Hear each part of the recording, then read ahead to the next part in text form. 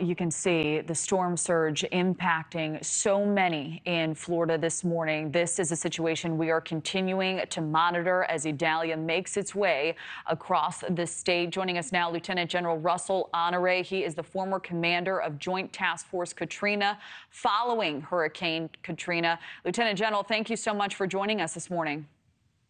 Good morning. Good morning. So as you watch this hurricane, I'm sure you're thinking of Hurricane Katrina making landfall 18 years ago, almost to the day. What concerns you the most right now for people on Florida's West Coast? Is that the strength of this storm and the enormous impact that the surge will have for the next 12 plus hours along the Florida coast.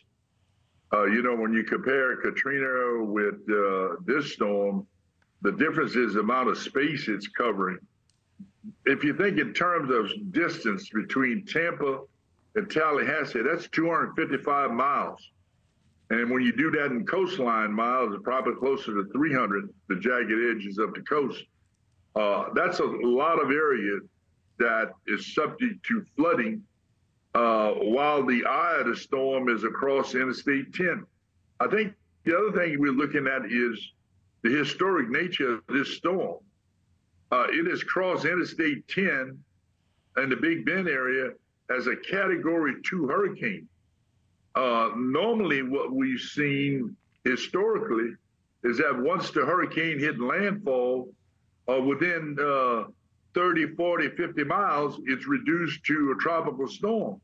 But because of the heat in the Gulf, and the warm waters, this thing hit landfall at, I think the record is at a strong Category 3, but it's a Category 2 across the interstate going through Georgia.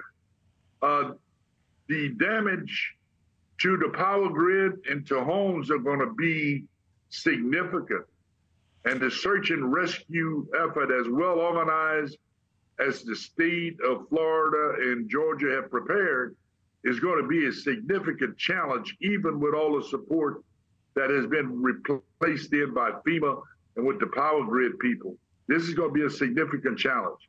Well, I certainly want to pick your brain on those challenges. You are an expert in that field. First, you've said in prior interviews, if you don't move quickly, the poor and the elderly are most at risk. What would be your advice to those in the eye of the hurricane, so to speak, right now? Well, as for the first response team and the people in the command centers in the counties, to do two things: to isolate where the most probable areas of flooding and where is the concentration of poor people, because their homes will not be as well prepared. And it's a higher concentration of people who did not evacuate, particularly the elderly. Our lesson from Katrina that stands today, of the 1,800 people that died, our records show over 90% of them were elderly, disabled, and we found their remains in their home alone. That we think everybody is watching the news and listening to the advice of the county and city official, which Florida has done a significant, great job doing risk communications. But you've got to concentrate on those areas where the infrastructure is more prone to flooding and where there's a large concentration of poor people, to get those first response teams in there to start doing the first level search. And you've been there. You know what it takes to mobilize after a major hurricane like this. Can you tell us about that process and what is happening behind the scenes right now? Well, right now, until the winds come down and this threat of the tidal surge, a lot of the first responders, it may be beyond their capacity with the equipment they have to start doing any search and rescue.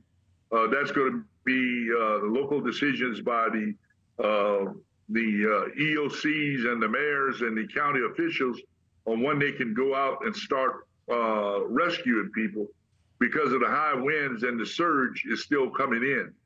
And you're going to have a lot of trees down that will have to go in and actually open roads to be able to get to people.